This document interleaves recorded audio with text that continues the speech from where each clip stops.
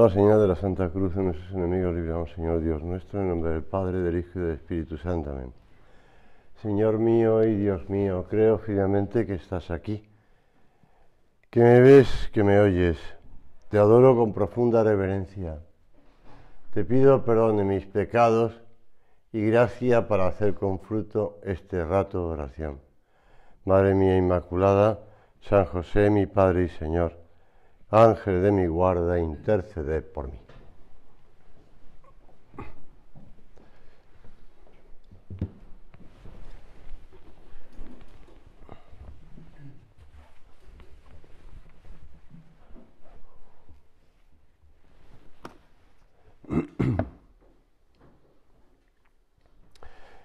En aquel tiempo Jesús atravesaba ciudades y pueblos enseñando, mientras caminaba hacia Jerusalén. Ese modo de introducir, digamos, San Lucas, lo que va a la serie de preguntas y respuestas de nuestro Señor, es muy significativo, ¿verdad? Porque iba enseñando, iba pasando por ciudades y pueblos. Nosotros debemos entender que el Señor siempre va también atravesando ciudades y pueblos.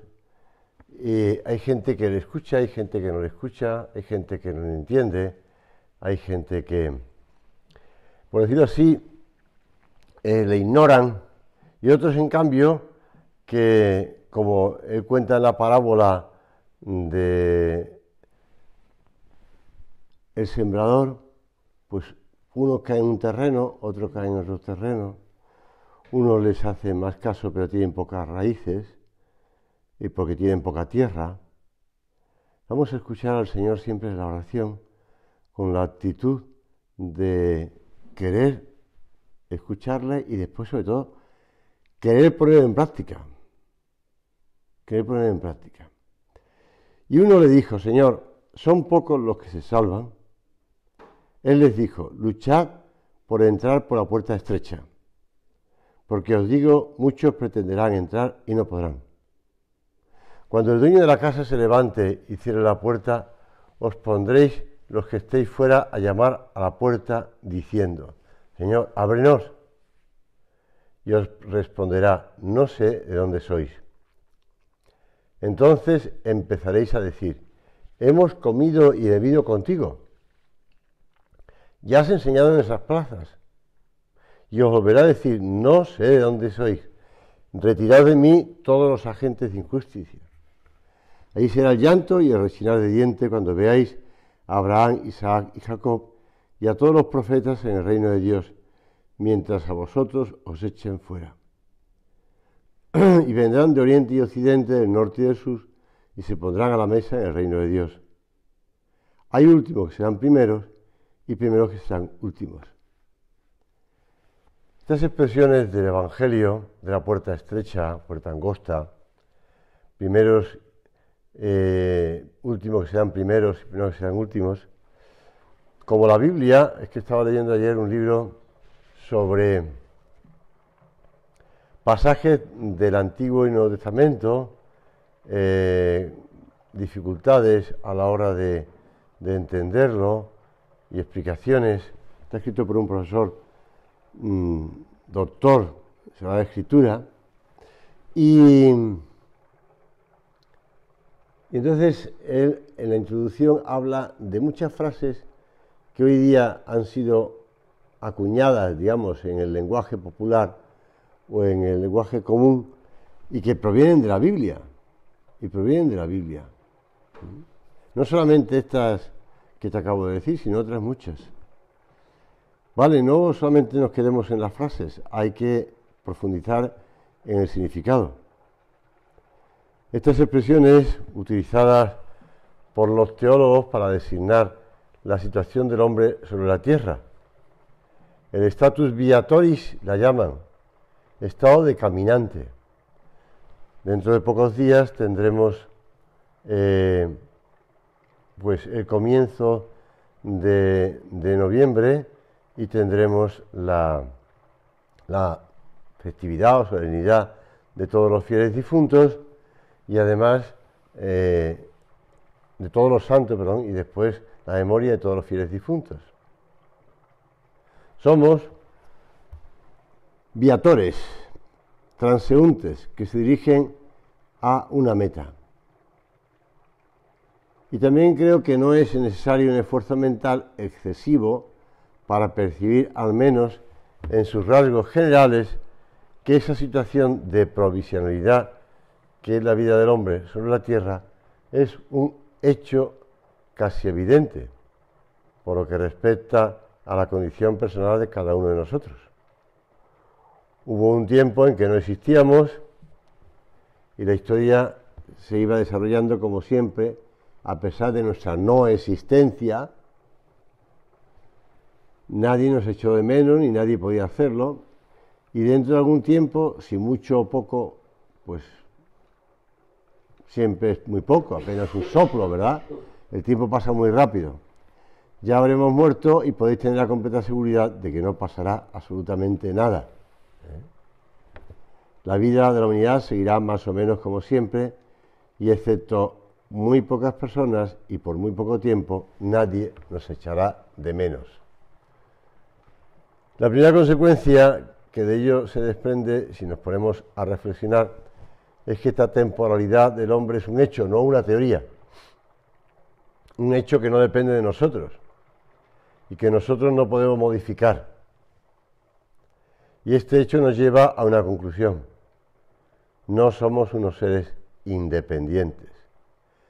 No dependió de nosotros el nacer, no dependió de tu voluntad el nacer, y nacer precisamente en una época de peculiares características, con unos padres concretos, con unas cualidades determinadas, y tampoco depende de nosotros la muerte. Esta se producirá inevitablemente, nos guste o no, queramos o no queramos. Independientemente de nosotros y antes de que fuéramos, existe una realidad en la que al nacer fuimos insertados y una realidad que podemos reconocer, aceptar, negar, ignorar o combatir, pero de ningún modo eliminar, porque es anterior e independiente de nuestra voluntad y está fuera de nuestras posibilidades.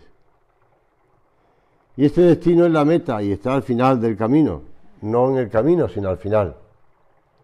Cuando el camino se acaba y ya no hay camino, por eso es meta. Un destino que no está en el tiempo, sino fuera del tiempo, al fin del tiempo de cada uno. Y no en esta vida, sino en la otra vida. La plenitud a que todo ser racional tiende como consecuencia de la ordenación de Dios, solo después de la muerte se puede alcanzar, cuando todas las limitaciones humanas han quedado atrás. Como dice San Pablo, ni ojo humano vio, ni oído oyó, ni hay entendimiento capaz de concebir lo que Dios tiene preparado a aquellos que le aman. No quiere decir que tenga necesariamente que alcanzarla, No quiere decir que se pueda alcanzar al cielo, pero lo que Dios tiene preparado, sí. La alcanzaremos si queremos, y no la alcanzaremos si no queremos. Como dice San Agustín, que ya lo has oído muchas veces, Dios que te creó sin ti, no te salvará sin ti. La vida, ese tiempo de existencia en la tierra, es la oportunidad que se da a cada hombre, llamado a ser, para que como tal hombre, inteligente y voluntad, libremente se labre su propia eternidad, para que acepte el destino para el que ha sido hecho, o para que los rehúse a cambio de otro forjado por él mismo. Hemos de considerar que todo depende de nosotros y que las condiciones de toda existencia están de tal manera establecidas que es preciso definirse. Hemos de elegir. La elección es inevitable. Hay dos términos. Hay dos puertas, si quieres. Dos términos que se excluyen mutuamente. Uno, Dios, el otro, uno mismo. Y afirmar a Dios significa negarse uno mismo. Por el contrario, la afirmación del yo significa la negación de Dios. San Agustín lo explica muy bien en las dos ciudades, ¿no? Dos amores fundaron dos ciudades. El amor de Dios hasta el desprecio de uno mismo y el amor propio hasta el desprecio de Dios, si quieres, o la negación de Dios, lo que quieras. Afirmar a Dios significa negarse a uno mismo. Y somos libres y puede elegir, y Dios, que nunca se vuelve atrás de sus propias obras, respeta la libertad del hombre. Y le deja con lo que libremente ha elegido, con lo que ha querido para sí mismo. Al final de su camino en el tiempo está la muerte, que es la puerta abierta para la eternidad. Esto lo explicaba ese sacerdote que ya murió hace años, ¿no? Y que después se publicó el retiro, o los ejercicios espirituales, como queramos llamarle, que le predicó a las monjas antes de morir en el Moncayo, por allá por Aragón. Yo le conocí incluso de seminarista y después de diácono y por supuesto de sacerdote. Yo le invité a dar una conferencia en Santiago de Compostela. Y este hombre predicaba en ese ejercicio a las monjas, que ellas grabaron, claro, y después se publicó. Después también se hizo una película sobre él. Pues La Última Cima. Bueno, pues en ese retiro explica cómo la muerte es una puerta, cruzar una puerta. La muerte es cruzar una puerta. Es cruzar una puerta. No es un túnel, no es... Bueno, es cruzar una puerta, es decir, pasamos de esta vida a la eternidad. Y cada uno se habrá quedado entonces con aquello que hubiera elegido. Si a Dios con Dios, se quedará por toda la eternidad y habrá alcanzado la meta que buscaba y por la que trabajó. Y tendrá a Dios. Pero si uno se elige a sí mismo y persiste en su elección a pesar de todos los llamamientos de Dios, de todas las oportunidades que una tras otra le ofrece continuamente para que rectifique, entonces ese habrá conseguido también lo que buscaba, la frustración, una eternidad de Dios y a solas consigo mismo, lo cual equivale a decir que ni siquiera a sí mismo se habrá encontrado porque se habrá perdido. Esta anécdota, pues yo creo que la encontré en México, pero bueno, además me recuerda mucho a México por una cosa que contaré después. Un jefe de gobierno europeo acaba de entregar 3.500 llaves de casas habitacionales a otros tantos afortunados inquilinos. Y entonces uno de estos les pregunta: ¿y excelencia, estas casas dónde se localizan? Están todas ellas en nuestro proyecto de desarrollo. Este año les hemos entregado las llaves, el año próximo les daremos los timbres y dentro de 10 años, a más tardar, ustedes tomarán posesión de sus casas. No es posible hacer todas las cosas en un momento. Y esto me recuerda algo que viví en México, ¿no?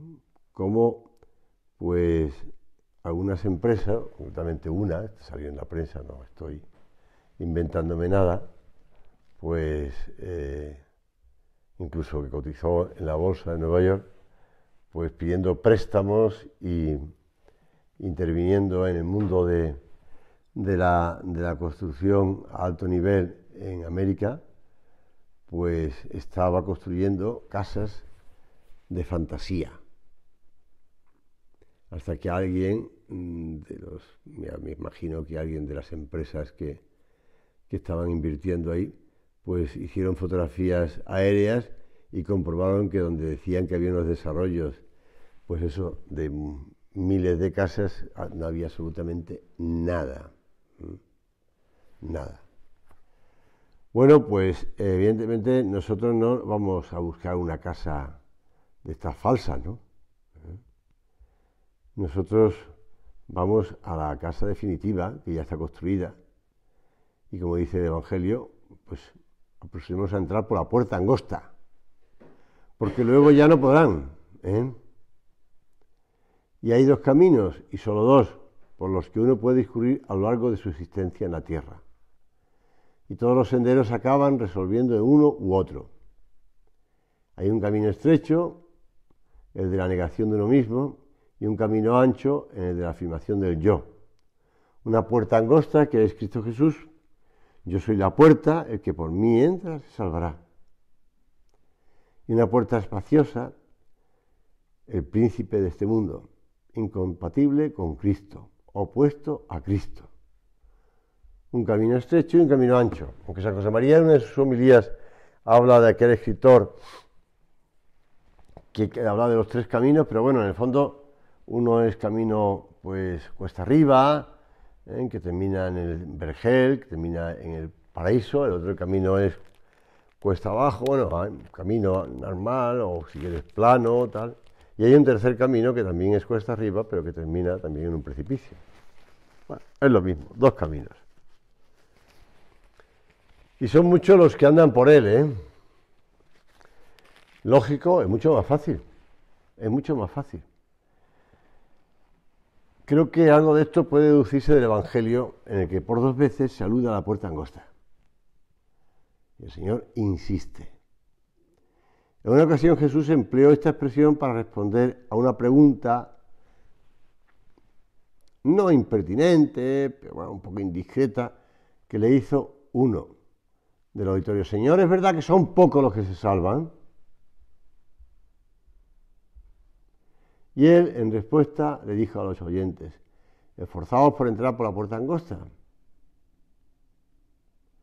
Y así lo trae San Lucas, ¿no? Lo acabamos de escuchar. San Mateo, en cambio, la menciona en un texto que incluye como parte del Sermón de la Montaña, y se lee en el capítulo 7, versículos 13 y 14.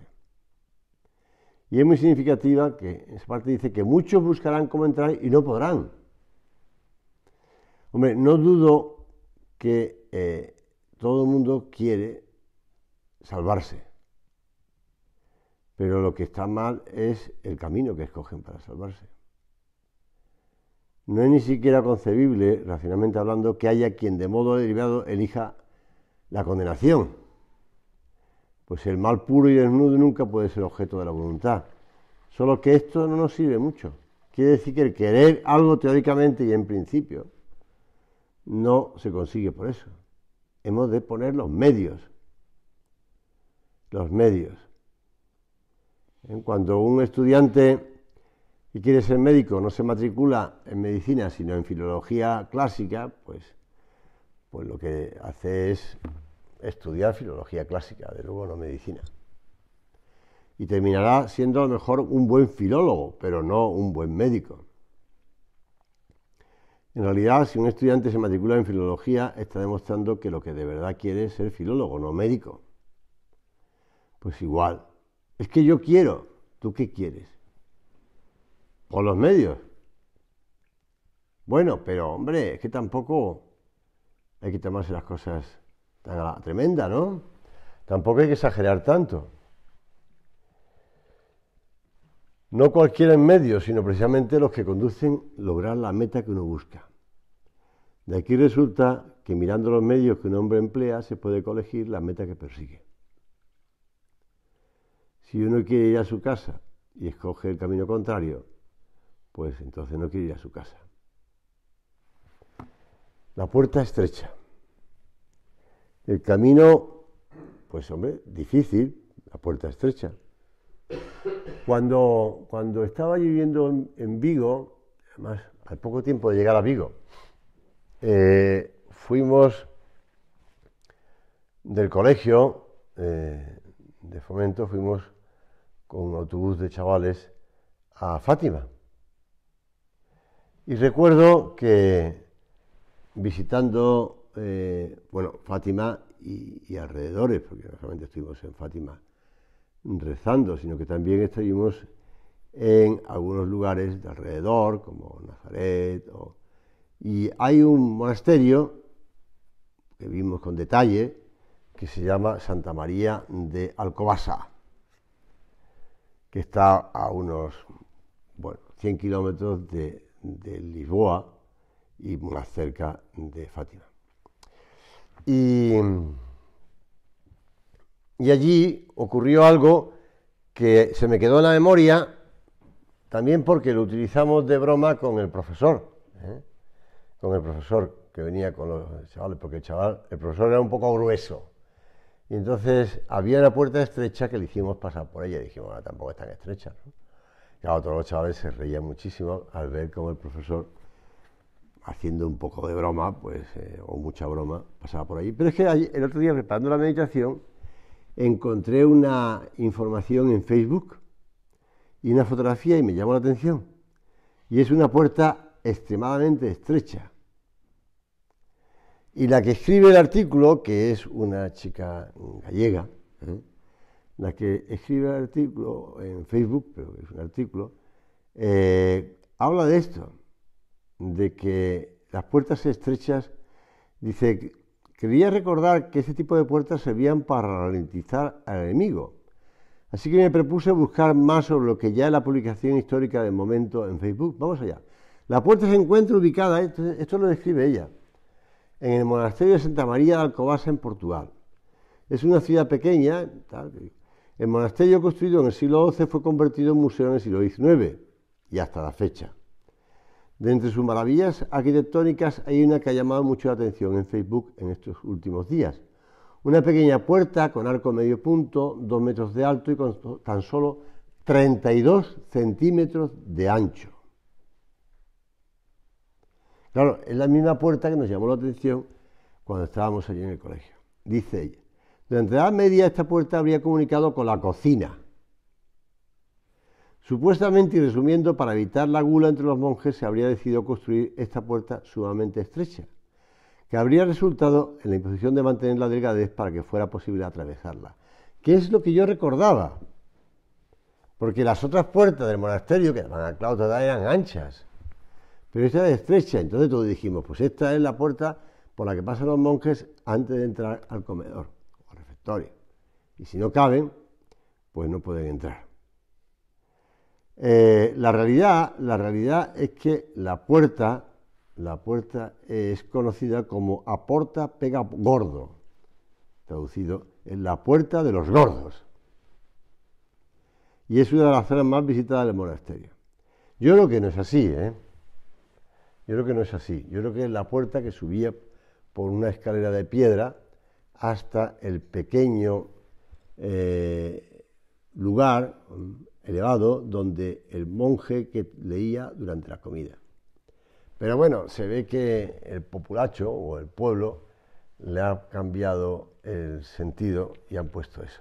Porque ya te digo, el profesor, que considerábamos gordo, entró muy bien por esa puerta. Pero la realidad es que hay una puerta estrecha. La puerta estrecha también está en lo que dice el Señor no miente. El Señor no exagera absolutamente nada. El Señor está diciéndolo claramente. Camino ancho, camino estrecho.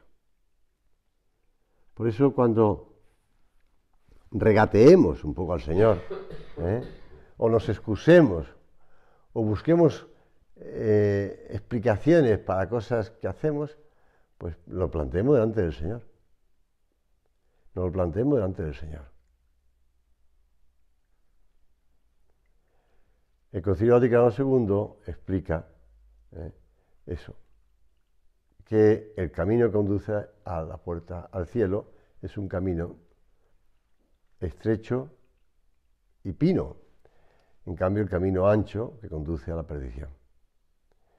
Y le habla de la dignidad. Ese camino no le quita la dignidad del hombre, al contrario.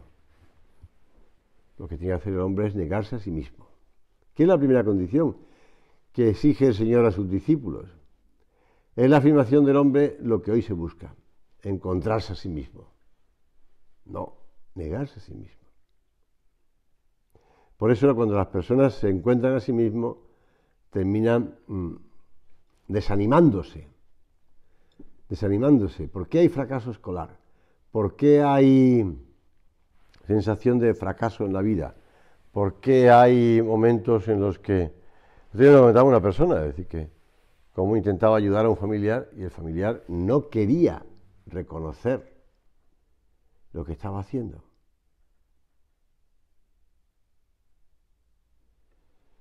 El nacimiento en pecado de todo hombre es el nacimiento del hombre con un falso yo, dice Thomas Merton. no con el yo que Dios dispuso para él, sino con el pecado original. Se nace, pues, como alguien que nunca estuvo destinado a ser, algo así como la falsificación de uno mismo, la imagen deforme de lo que en la mente de Dios debe ser y debemos ser cada uno de nosotros. Y podríamos decir en términos teológicos el hombre viejo de que habla San Pablo. Ese ser falsificado que debe dejar paso al hombre nuevo, que responde a la auténtica imagen de Dios. Y escribía Merton: aquellos que no saben nada de Dios y cuya vida está centrada en sí, imagina que solo pueden hallarse a sí mismos, afirmando sus propios deseos y ambiciones y apetitos en lucha con el resto del mundo. Intentan llegar a ser reales, añade, imponiéndose a otros, apropiándose una parte de la limitada provisión de bienes creados y subrayando así la diferencia entre ellos y los demás hombres que tienen menos que ellos o nada. Bueno, ese ir cada vez posicionándose más en la vida, eso se ve en tantas personas. Tanta gente que busca esa afirmación personal por encima de los demás. En cambio, el camino estrecho, la negación de uno mismo, que es la afirmación de Dios, por ese camino también va Cristo. Y es por donde se puede llegar a la muerte del hombre viejo. Como explica San José María en Camino, nosotros somos piedras, sillares que se mueven, que sienten, que tienen una libérrima voluntad.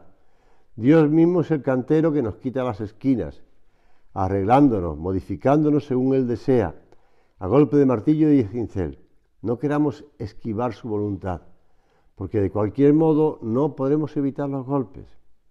Sufriremos más inútilmente y en lugar de la piedra pulida y dispuesta para edificar, seremos un montón informe de grava que pisarán la gente con desprecio. Exigirnos, de verdad plantearnos, subir por el camino pino y empinado, de verdad buscar la puerta estrecha.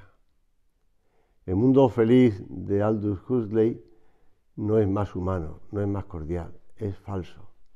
Es el camino falso, que tanta gente quiere recorrer, pero que es falso. Sobre nosotros gravita la responsabilidad de hacer de este mundo que están haciendo más justo, más humano, más cordial, si difundimos la doctrina de Cristo, si difundimos lo que el Señor, ese mandamiento nuevo que San José María decía que sigue siendo nuevo: amaos los unos a los otros como yo os he amado. Y vemos que en cambio el egoísmo y el individualismo se extiende y hemos de ayudar. Por eso vamos a pedirle al Señor que hagamos examen de conciencia, que el examen de conciencia de las noches no sea un examen así rutinario o rápido o algo que hay que hacer, que tantas veces a lo mejor lo hacemos pues con prisas o corriendo, o incluso lo hacemos haciendo otras cosas. Que lo hagamos con calma, aunque sean esos 3, 4 minutos, pero que de verdad pongamos ese propósito para luchar al día siguiente, para recomenzar al día siguiente después de esa noche de descanso, para seguir luchando. Y que le pongamos además al Señor lo que decía San José María, que la parte importante del examen es el acto de contrición, el dolor, el pedirle perdón de verdad al Señor. ¿Se salvarán muchos? Pues yo estoy seguro que sí.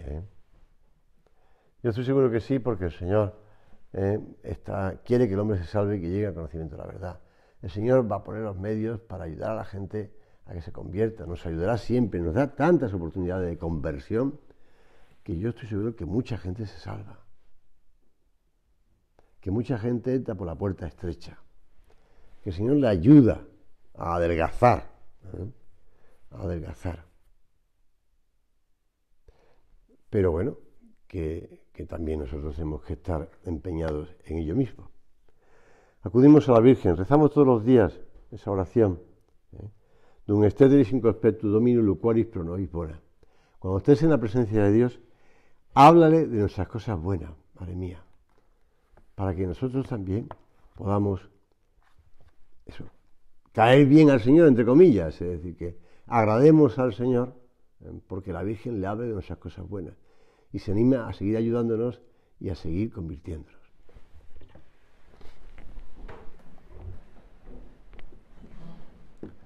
Te doy gracias, Dios mío, por los buenos propósitos, afectos e inspiraciones que me has comunicado en esta meditación. Te pido ayuda para ponerlos por obra, Madre mía Inmaculada, San José, mi Padre y Señor, Ángel de mi guarda, interceded por mí.